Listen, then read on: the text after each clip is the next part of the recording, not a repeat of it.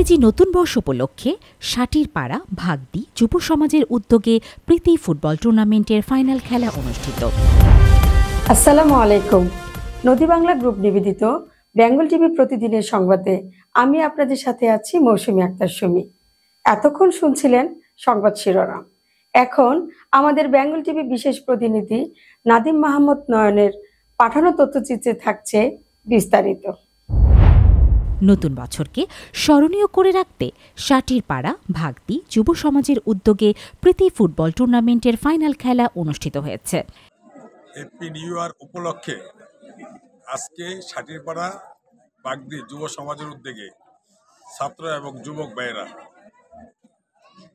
আজকের এই প্রীতি tournament final ম্যাচে আমরা আশা করি এক টিম জয়ী হবেন, আরেক টিম পরাজয় হবে।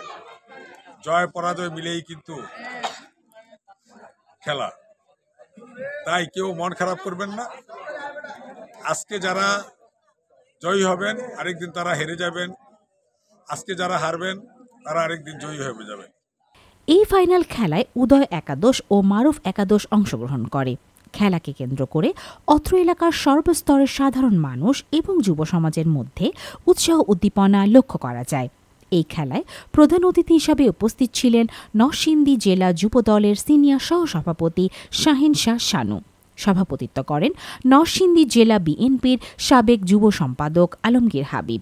খেলাটি উদ্বোধন করেন মোহাম্মদ হুমায়ুন কবির কামাল, সভাপতি নরসিংদী জেলা তাঁতি দল।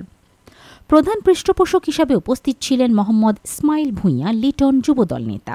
এছাড়াও এলাকার গণ্যমান্য ব্যক্তি ও এলাকার সর্বস্তরের সাধারণ মানুষ এই ফুটবল টুর্নামেন্ট খেলায় উপস্থিত ছিলেন।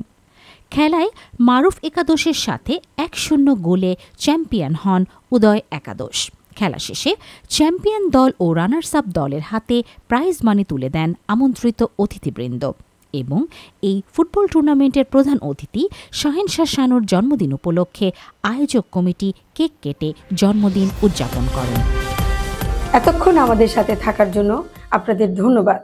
এরকম নতুন নতুন খবর পেতে আমাদের বেঙ্গল টিভি ওয়েবসাইটটি ভিজিট করুন ও ফেসবুক পেজটি ফলো করুন, ইউটিউব চ্যানেলটি সাবস্ক্রাইব করুন ও বেঙ্গল টিভির অ্যাপসটি ডাউনলোড করুন।